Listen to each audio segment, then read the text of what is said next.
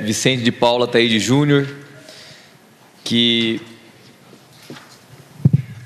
também é professor da Escola da Magistratura Federal, recentemente doutor com louvor pela Universidade Federal do Paraná, e eu vou aqui ler o seu breve currículo. Doutor e mestre em Direito Processual Civil pela Universidade Federal do Paraná, juiz federal em Curitiba, professor de Direito Processual Civil em diversas entidades, entre eles a Escola da Magistratura Federal do Paraná e a PUC Paraná.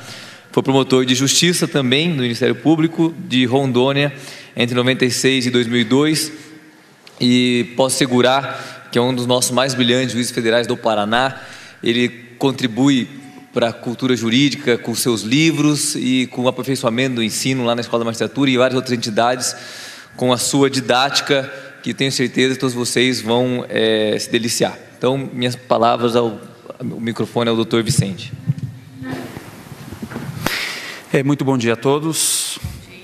Eu gostaria de cumprimentar a mesa, inicialmente cumprimentando o ministro Sérgio Luiz Cuquina. É uma grande satisfação poder dividir esse painel sobre o direito processual civil com Vossa Excelência.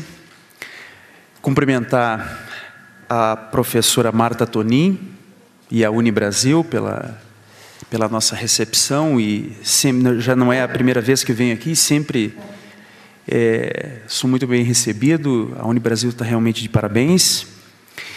Ao doutor César Ziliotto, nossos cumprimentos e agradecimentos pela parceria com a Itaipu, e cumprimentar em especial todos os meus colegas juízes federais, meu caríssimo Bochenek, Anderson Furlan, Canabarro, que está aqui presente, a SMAF. Eu sempre vou agradecer àqueles que fazem a SMAF acontecer, a Adriana, o Renato aqui presentes, cumprimentar aos alunos, professores aqui da Unibrasil. E o meu tema em direito processual civil é o tema do pragmatismo no direito processual. Talvez esse termo pragmatismo ainda não seja um termo muito conhecido em termos de atividade jurídica. Quando se fala pragmatismo, ainda hoje, pensa-se muito em pragmatismo político, naquele negócio de você resolver as coisas na prática sem ter muito compromisso com valores, respeitar direitos fundamentais. O pragmatismo não é, esse ser pragmático não é resolver tudo na prática de qualquer forma, atingir os fins, não importam os meios, não. A ideia que eu trago é uma ideia do pragmatismo enquanto filosofia, enquanto método para realizar ou para fazer o direito processual. De uma maneira geral, é possível perceber duas posições, ou duas maneiras de você fazer o direito processual, dois métodos de produção, de estudo ou investigação do direito processual. De um primeiro ponto, o método racionalista, que é aquele que produz o direito processual exclusivamente, ou melhor, confiando no pensamento abstrato. Você forja as soluções processuais exclusivamente pela meditação abstrata. E eu diria assim, é essa maneira de você estudar o direito processual exclusivamente pela lei. Quando a gente está fazendo a disciplina de direito processual, quase sempre a gente conhece o processo abrindo o Código de Processo Civil. Então, o direito processual, nesta visão racionalista, ele é o direito processual da lei. Claro que aí eu falo lei em sentido amplo, incluindo todas as fontes normativas, inclusive a Constituição e os precedentes jurisdicionais.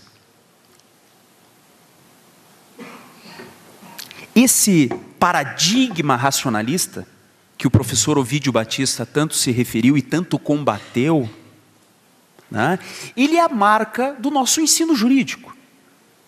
pode parar para pensar como é que funciona o estudo do direito em geral aqui na faculdade. Aqui na faculdade, não no Brasil, mas no ensino jurídico como um todo. No ensino jurídico da civil law, dos países da civil law. Nós estudamos, nós conhecemos o direito abrindo códigos. Ninguém vai a campo, ninguém sai da faculdade para ver as coisas acontecendo. Lá, quando vai fazer um estágio, você vê alguma coisa acontecendo. Mas em sala de aula, nós trabalhamos exclusivamente os textos normativos. Esse é o paradigma racionalista. A maneira racionalista de conhecer e fazer o direito. Mas, de um outro lado, especialmente como acontece nos países da common law, Estados Unidos, Inglaterra e outros países que seguem a linha do common law, nós podemos falar numa maneira pragmatista de fazer o direito processual ou o direito em geral. E ser pragmático significa, especialmente, valorizar a experiência. Ir a campo para ver como que as coisas acontecem na realidade. As nossas soluções têm que levar em consideração a lei, claro que tem, mas não só a lei.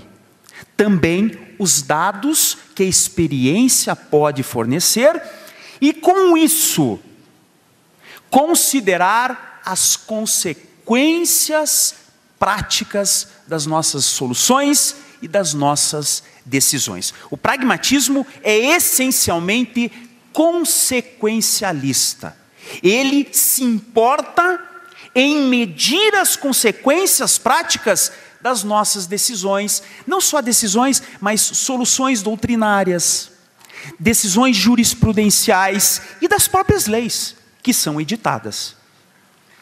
Então, enquanto o racionalismo conhece e investiga o direito e o direito processual exclusivamente pelos recursos do pensamento, o pragmatismo vai além e diz: não vou desconsiderar os métodos da razão, mas eu vou incluir um dado a mais, os dados da experiência, e vou, nas minhas meditações, fazer uma pergunta a mais, aquilo que William James chamava de teste pragmático. Aquilo que eu estou propondo, todo pragmatista vai se perguntar: esta minha proposta, esta lei que eu estou propondo, esta opinião doutrinária, esta decisão judicial, tem condições de dar certo? Ela é funcional? Ela favorece o atingimento das finalidades do direito? Perguntem-se, isso é comum a gente fazer? Perguntar as consequências dos nossos atos dentro do direito. A gente faz isso?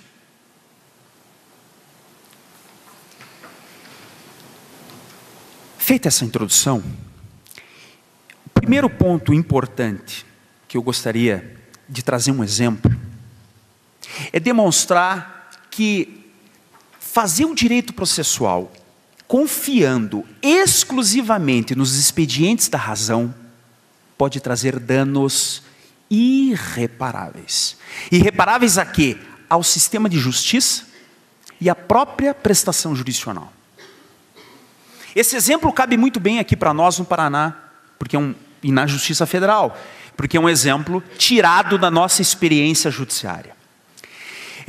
Talvez vocês tenham notícia das ações envolvendo a chamada APADECO, Associação Paranaense de Defesa do Consumidor. Ela é muito atuante, teve ações que realmente se tornaram exemplos muito importantes, especialmente no que tange ao direito do consumidor e ao processo coletivo. Eu quero me referir exclusivamente a uma das ações da APADECO, proposta na Justiça Federal, que objetivava beneficiar todos os contribuintes do Estado do Paraná no que tange ao chamado empréstimo compulsório dos combustíveis. Foi um tributo cobrado no valor dos combustíveis, a título de empréstimo compulsório, que a jurisprudência afirmou e chegou a um ponto de pacificação, dizendo que esse empréstimo compulsório tinha que ser devolvido, o governo tinha que devolver, né, para todas as pessoas que tiveram carro e usaram a gasolina. E o governo não fez isso espontaneamente, então as pessoas entravam na justiça para obter a restituição do empréstimo compulsório sobre os combustíveis. A grande sacada foi que a APADECO ajuizou uma ação coletiva, uma ação civil pública, uma ação para beneficiar todos os contribuintes do estado do Paraná. E ela venceu esta ação. Houve uma sentença de primeiro grau, confirmada no Tribunal Regional Federal da 4ª Região, que transitou em julgado, não havia mais recursos possíveis, dizendo: todos os contribuintes do estado do Paraná que tiveram veículo numa determinada época têm direito a receber o valor do empréstimo compulsório, desde que comprovem que tiveram veículo na época dos fatos, na época da cobrança. Gente, isso é...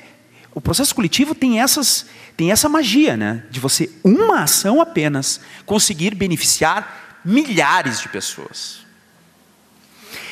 E o dado da experiência é que esta ação deu muito certo. As pessoas, através de seus advogados, começaram a ir a juízo, executar individualmente a sentença coletiva, e essa sentença coletiva foi de muito sucesso, porque ela deu uma fórmula de cálculo, em que os advogados iam lá, faziam o cálculo e pediam a restituição do empréstimo compulsório em nome das pessoas. Milhares de pessoas começaram a receber de volta aquilo que ninguém pensava que pudesse realmente vir a receber. Era um dinheiro perdido. Mas as pessoas, através dessa ação, que foi julgada procedente, transitou em julgado, começaram a receber o seu empréstimo compulsório de volta. Todo o estado do Paraná foi contaminado com milhares de execuções individuais. As pessoas começaram a receber de volta aquele ilegal, indevido, enfim, empréstimo compulsório. A experiência do processo coletivo, da ação civil pública, da APADECO, empréstimo compulsório, foi uma experiência de sucesso. O processo coletivo funcionou. Mas aí o problema. A Fazenda Nacional ingressou com uma ação rescisória contra a sentença coletiva que transitou em julgado. O Tribunal Regional Federal da 4ª Região julgou improcedente.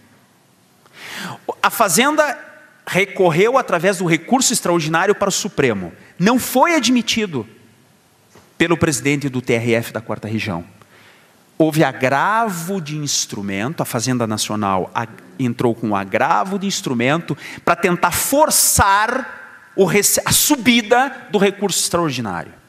Ministro Carlos Veloso negou de pronto esse agravo de instrumento. E contra a decisão do ministro Carlos Veloso no Supremo, que negou o seguimento imediato, aquele agravo de instrumento, a Fazenda Nacional apresentou agravo regimental. Este agravo regimental objetivava forçar o julgamento do recurso extraordinário contra a ação rescisória e para cassar, portanto, aquela sentença coletiva que beneficiou e que já estava beneficiando. As pessoas já estavam recebendo, na prática, o seu empréstimo compulsório. E com esse detalhe, não havia nenhuma discussão quanto ao mérito. Aquele dinheiro tinha que ser devolvido.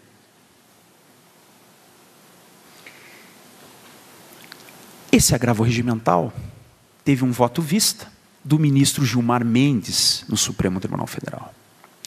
E o ministro Gilmar Mendes, evocando a teoria das condições da ação, evocando exclusivamente a teoria processual, entendeu que a APADECO não teria legitimidade ativa para ingressar com uma ação civil pública em nome de contribuintes. Matéria de tributos, cada pessoa, no entender dele, teria que entrar com a sua ação individual. E usando, portanto, a teoria processual, de uma maneira exclusivamente racionalista, ele deu provimento ao agravo regimental, convenceu seus pares, houve provimento ao agravo regimental, consequentemente, aí a cadeia, houve provimento ao agravo de instrumento, dando provimento ao recurso extraordinário, julgando procedente a ação rescisória e fulminando a sentença coletiva que já estava sendo executada. Consequência: quem recebeu, recebeu. Quem não recebeu, nunca mais, até hoje, está tentando e não consegue.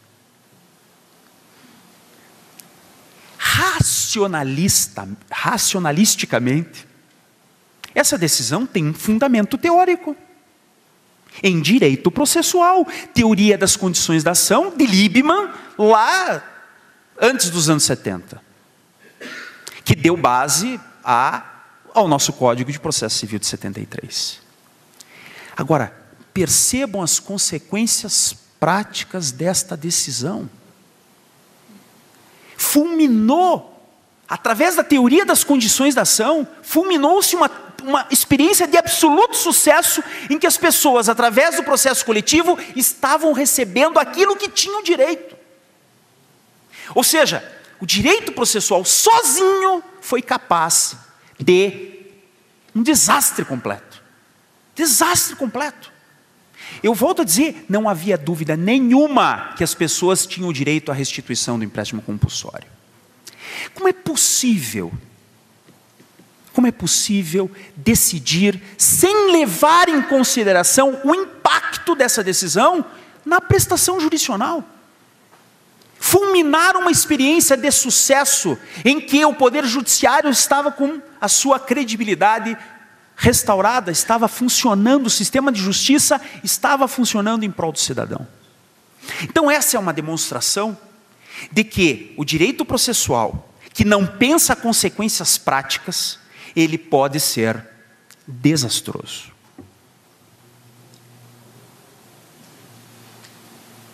Mas o pragmatismo, que vai obrigar ao teste pragmático, vai inserir nesse momento de decisão a pergunta: quais serão as consequências práticas da minha decisão? Ele já está aí funcionando, mas não com esse nome. Muitos chamam o pragmatismo de protagonismo judicial, ativismo judicial, consequencialismo, mas não percebem que o pragmatismo, como um método, ele é muito mais amplo do que isso. E o pragmatismo está funcionando, por exemplo, no plano legislativo, na produção de dispositivos como o artigo 285-A do Código de Processo Civil. O que trata o 285-A? Se você tiver com o código, é interessante ver a redação do artigo 285-A. O 285-A permite que o juiz de primeiro grau, quando ele percebe que a ação é repetitiva, a matéria é exclusivamente de direito, não tem que ouvir testemunha, não tem que produzir provas, a matéria é de direito, é interpretação de lei, mas é uma matéria repetitiva, já houve decisão sobre aquele tema. E as sentenças anteriores foram de total improcedência. Esse artigo permite que o juiz dispense a citação do réu e reproduza, no caso novo, a sentença de total improcedência dos casos anteriores. Sem participação do réu, sem contraditório. É uma sentença liminar, de mérito, de total improcedência, que se não houver recurso, vai produzir coisa julgada, material, vai se tornar indiscutível como qualquer sentença. Acontece que, teoricamente, na teoria processual, falar de um processo sem citação e contraditório é uma heresia. É uma heresia falar a existência de um processo, de uma relação processual, só entre juiz e autor. Quando a gente lê o livrinho da professora da Ada, Cândido Rangel de Dinamarca e o Sintra, Teoria Geral do Processo, né? Sempre é dito, a relação processual é um triângulo, é um ângulo, o juiz está assim, meio que distante das partes, se o réu não for citado, não se completa a relação processual e não tem processo, não pode ter jurisdição, não pode ter nada. Isso é repetido em todos os manuais de processo. No entanto, o legislador desprezou essa teoria toda, em nome da experiência e da eficiência. Essa ideia do 285A, ela era uma ideia que existia na prática forense, especialmente nos juizados especiais federais, que em determinadas matérias pacificadas nos tribunais superiores, passaram a deixar de citar, por exemplo, o INSS. E davam sentença liminar de logo, sem ter o 285A, percebam. E essa experiência era uma experiência que deu certo. O INSS nunca reclamou de deixar de ser citado. Os procuradores do INSS nunca acharam ruim essa solução de não serem citados quando a ação previdenciária era de total improcedência. Ou seja, um dado empírico, um dado da prática, dizendo essa dispensa de citação em casos repetitivos de matéria exclusivamente de direito é uma experiência de sucesso, é algo que dá certo, que torna mais eficiente o processo, sem tirar a característica de proteger direitos. Por que nós não vamos adotar essa solução no Código de Processo Civil, se ela dá certo na prática? Ainda que, teoricamente, ela seja um absurdo. Muitos defendem que o 285A é inconstitucional por violar o princípio do contraditório. Eu pergunto, será? Será que não vale a pena apostar nesse artigo, se a experiência já mostrou que ele dá certo, que ele otimiza a prestação jurisdicional sem prejudicar os direitos? O fato do réu ser citado não faz diferença nenhuma. A sentença vai ser de total improcedência, da mesma forma que as sentenças anteriores. É que preocupa muito os teóricos essa ideia de que é um recorte e cola, né? É um recorte e cola, é verdade. O juiz vai lá, recorta a sentença dos casos anteriores e cola no caso novo. Só que, será que ele tem que meditar os casos repetitivos um por um? Tem lógica nisso? O pragmatismo vai dizer, olha, eu não vou desprezar essa solução que realmente não tem um respaldo teórico, mas ela tem um respaldo prático significativo. A experiência já confirmou que ela funciona em termos de efetividade e de qualidade das decisões. No plano jurisprudencial, ministro Kukina, o STJ é repleto de decisões pragmáticas. Como não dizer que a teoria do fato consumado é uma emanação do método pragmático? Aonde que nós encontramos o fundamento legal para a teoria do fato consumado? Aonde que nós encontramos um fundamento racional para a irrepetibilidade dos alimentos, dessas verbas previdenciárias? Não está escrito em lugar nenhum, entendam isso. De que os alimentos ou as verbas alimentares não podem ser devolvidas quando lá no final da ação se julga improcedente o pedido. A teoria do fato consumado, citado pelo ministro Kukina, e a irrepetibilidade das verbas alimentares, elas não têm fundamento legal nenhum. E, no entanto, foram adotados porque começou a se perceber que na prática, na experiência, não dá para botar o cara lá na rua, o servidor público, o juiz, às vezes, que passou no concurso, colocar ele para fora, porque os danos de você aplicar a lei de uma maneira dura e sem essa percepção prática, os danos para a prestação jurisdicional são muito maiores.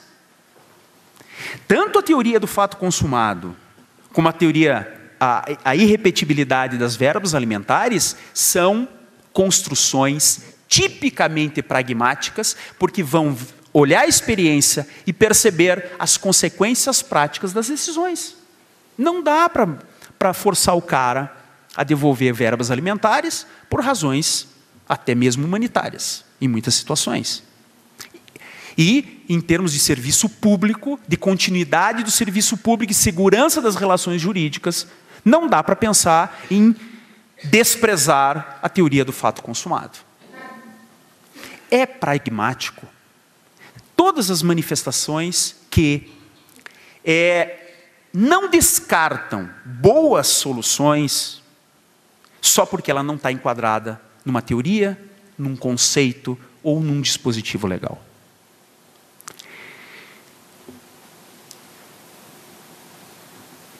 Eu poderia citar outros casos na jurisprudência do STJ, como no processo coletivo. Existem situações realmente bem interessantes, mas até para economizar tempo, eu só resumo esse ponto dizendo que o pragmatismo, a maneira pragmática de produzir soluções, ela está tanto no plano legislativo, como é o caso do artigo 285A, como no plano jurisprudencial, teoria do fato consumado, irrepetibilidade dos alimentos. O processo coletivo tem muita construção pragmática, pensando na eficiência do processo coletivo, ainda que você não encontre respaldo legal nisso. Para dizer, aí eu peço ao colega que vinha o próximo slide, que o método pragmático, a proposta, e aqui, se me permitirem. Alô. Essa é a construção do método pragmático.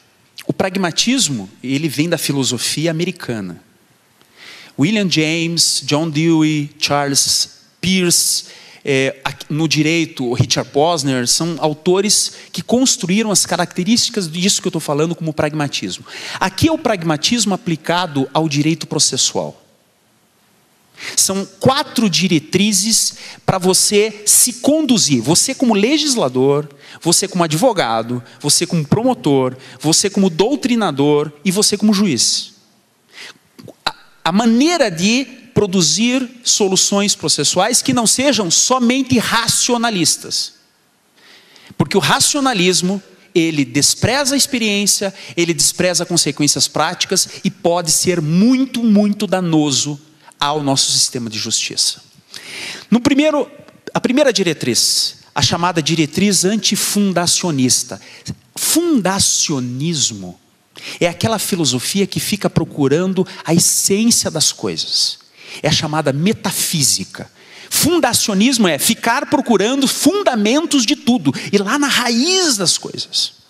Tudo bem, isso é até importante na filosofia. O que é a verdade? O que é coragem? O que é ser bom, ser mal? Isso é buscar fundamentos. O pragmatismo, ele diz, olha, se você quiser se preocupar com isso, beleza, vai estudar metafísica, vai procurar a essência das coisas. Mas no direito processual isso não dá muito certo. Você tem que ser antifundacionista porque você tem que limpar o teu discurso jurídico. Isso significa desprezar as diferenciações entre conceitos ou categorias processuais que não revelem implicações práticas. Hoje eu questiono, por exemplo, qual a utilidade da gente ficar ainda no direito processual discutindo o conceito de jurisdição? Será que Chiovenda, que dizia, jurisdição é a atuação da vontade concreta da lei, Carnelutti dizia, não, a jurisdição é a justa composição da lide. Esses dois conceitos até hoje se rivalizam. Autores dizem que Carnelutti tinha razão, outros autores que Chiovenda dizem razão. Eu pergunto, tudo bem, se eu disser que é o Carnelutti que tem razão, ou Chiovenda que tem razão, o que isso melhora o meu sistema de justiça? E quando vocês vão estudar TGP, vocês vão ficar um semestre só nessa metafísica processual, buscando fundamentos teóricos para dizer que o processo é ciência. No direito coletivo, qual é a diferença entre direitos difusos e direitos coletivos? Tem os direitos difusos, coletivos, individuais, homogêneos. Qual é a diferença de direito difuso para direito coletivo? A doutrina e o Código de Defesa do Consumidor dizem, direito difuso é aquele que é indivisível e que eu não sei quem é o titular, porque ele é indeterminado. Meio ambiente ecologicamente equilibrado. Quem que é o titular do direito ao meio ambiente ecologicamente equilibrado? Todo mundo ao mesmo tempo. Direito coletivo, esse é o direito difuso. O direito coletivo é um direito também indivisível, não é um direito individual, só que o titular não é tão indeterminado. É um grupo de pessoas, é uma categoria, é uma classe. É a classe dos promotores e dos advogados tem o direito coletivo de ser representado pelo quinto constitucional nos tribunais. Não é um advogado, não é um promotor que tem esse direito, é a classe. Agora, em termos práticos, não faz diferença nenhuma o direito de ser difuso coletivo. A ação civil pública é a mesma. A maneira de produzir a ação civil pública é igual para o direito difuso e para o direito coletivo. Portanto, é uma diferenciação teórica inútil. Mas você pega todos os manuais de direito coletivo e os caras vão falar páginas e páginas a diferença disso. A primeira diretriz pragmática antifundacionista, ela serve, portanto, Richard Rorty falava isso, para limpar o discurso jurídico de toda elucubração inútil, de toda terminologia que não serve para nada. Primeira tarefa. A segunda diretriz é a mais importante, é a antirracionalista, não é antirrazão. O pragmatismo, ele é racional, mas ele não é racionalista, porque ele não confia que a razão sozinha, sem consultar a experiência, possa trazer boas soluções. Pela diretriz antirracionalista, eu não descarto uma solução processual apenas porque ela não corresponde a um conceito, a um sistema ou regra do direito processual. Eu não vou deixar de adotar o 285A porque, em princípio, ele viola a nossa teoria da relação processual, porque não tem contraditório, não tem citação, então não dá para aceitar o 285A. Mas eu sei que ela dá certo, que é um artigo que otimiza a prestação jurisdicional sem desprezar os direitos materiais. Eu não vou desprezar, como pragmático, o 285A, só porque ele não se ajusta na minha teoria.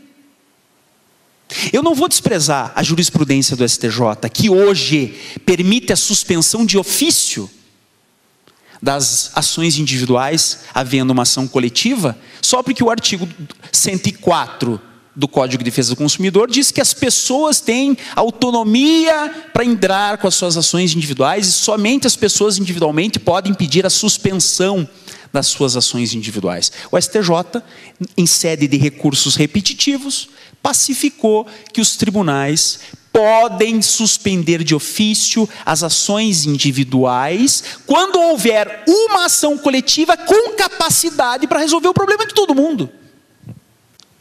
Então, eu não vou descartar essa solução, e o STJ não descartou. Ministro Sidney Bennett, ministra Nancy Andrighi, porque o Código de Defesa do Consumidor, ultrapassado nesse aspecto, diz que cada pessoa pode ter a liberdade de contratar o seu advogado e entrar com as suas ações individuais, ainda que isso implique num superlotamento de processos no judiciário que inviabiliza a prestação jurisdicional. É isso que o STJ disse. Olha, me desculpem, mas não dá, vai inviabilizar o serviço judiciário. Mas vejam, sem comprometer os direitos materiais. As pessoas vão receber o que tem direito, mas ao invés de cada um entrar com uma ação só dá conta do recado. A terceira também é interessante, a terceira diretriz da concepção da verdade pragmática, ela serve para resolver um problema quando a gente tem duas ou mais soluções. Aqui eu utilizo mais uma vez a palestra do ministro Kukina, em que ele disse, o 273 do CPC diz, está dito no texto, que a tutela antecipada depende de requerimento da parte.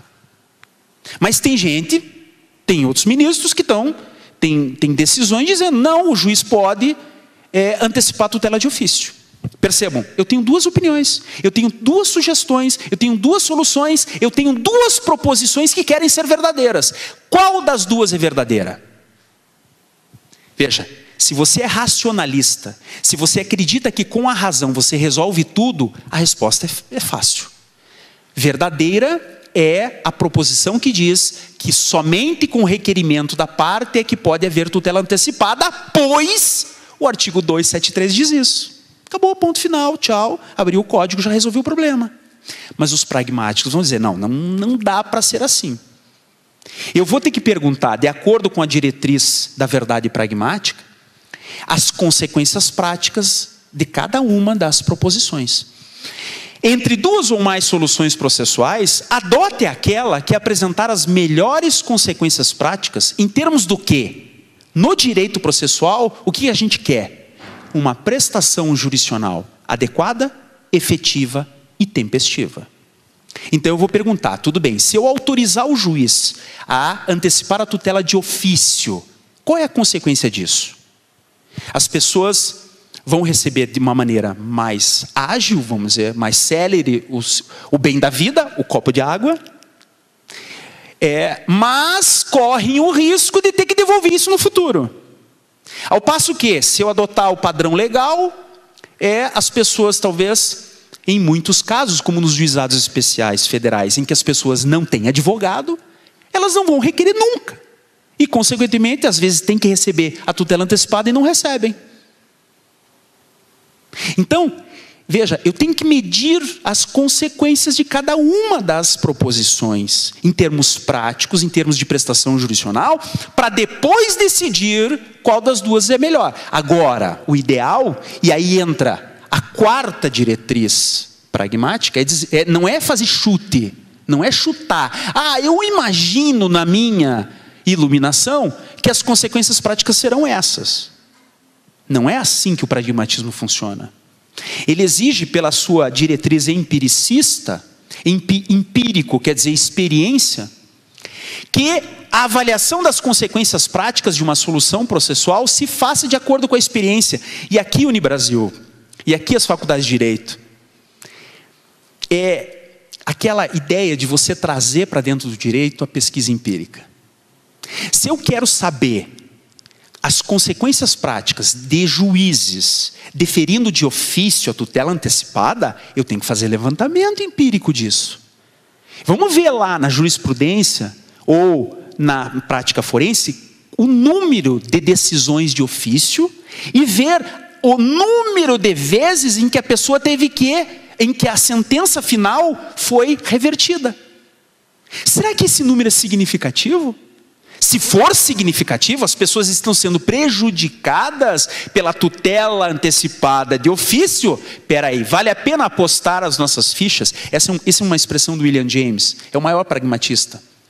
Vale a pena eu apostar as minhas fichas nesta solução que diz a tutela antecipada de ofício, vale a pena apostar nela? Vale a pena eu apostar as minhas fichas nessa solução se eu tiver uma pesquisa empírica que mostre que as pessoas estão sendo prejudicadas pela tutela antecipada de ofício? Hoje, no nosso paradigma racionalista, a gente não tem dado empírico para nada. É tudo chute. A gente avalia as coisas na base do pensamento abstrato, como Kant, como Hegel, como os alemães faziam lá na filosofia idealista. Processo civil não pode ser idealista. Idealista não é de ter ideais. Idealista é de formular as nossas soluções só pelo pensamento. A gente tem que ter pesquisa empírica. E aí eu pergunto a vocês. Aqui deve ter alunos de vários períodos. Eu pergunto, algum de vocês, alguém aqui, eu concito a todos nós, só o Buchenek que não pode responder, porque ele responderia sim. Mas quem incluiu nas suas pesquisas, por exemplo, ou está pensando em incluir no seu trabalho de conclusão de curso, ou na sua especialização, no seu mestrado, doutorado, pesquisa de campo? Pode levantar a mão. Fazer entrevista, levantamento de dados, estatística, ver o funcionamento. Qual que é o tema que vocês vão trabalhar? Você pretende, mas não sabe ainda o quê. É uma esperança, portanto. Mas o ensino jurídico é completamente refratário a isso. Não se faz pesquisa de campo. Eu digo que eu estudo juizados especiais pela Lei 9.099, mas não vou lá no juizado especial para ver como que está a pauta de audiências, para ver se está funcionando o juizado especial. Porque se eu interpreto o juizado especial pela 9.099, eu digo, é o melhor sistema judicial da face da terra.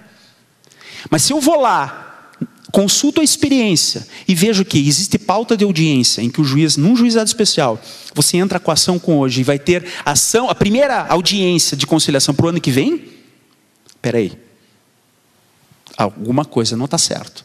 Esse sistema não está funcionando. E esse dado, esse levantamento empírico, esqueçam, não é só coisa de sociólogo. Não é só coisa de economista ou de administrador. Isso tem que ser uma preocupação do jurista, sim. Mas, né, a nossa vertente kelseniana nos exige que sejamos puros nesse aspecto. Então, esse é o funcionamento e essa é a proposta de um método processual pragmático. E aí eu quero concluir a minha explanação dizendo duas coisas. Primeiro, aqueles que tiverem algum interesse em saber um pouco mais a respeito do pragmatismo no processo, a minha tese de doutorado acabou de sair na internet. O nome que vocês podem procurar no Google é Processo Civil Pragmático. Tem lá tem toda a explicação, o referencial teórico do pragmatismo, e essas diretrizes estão lá. Processo Civil Pragmático tese de doutorado, tem essas informações. E o segundo, o meu objetivo maior aqui é trazer essa ideia para que vocês já ouçam de que existe, o pragmatismo está aí, mas ainda não foi reconhecido com esse nome. Então, é muito importante que a gente comece a pensar um método antirracionalista de fazer o direito processual acontecer, para que um dia a gente consiga atingir aquela meta fundamental de uma prestação jurisdicional, não só efetiva, mas também adequada e segura. E para isso não basta estudar o processo pelas leis. É preciso sair a campo e ver como é que a realidade funciona, como é que a experiência tem, as exigências que a experiência traz em termos de instituições judiciárias e de processo.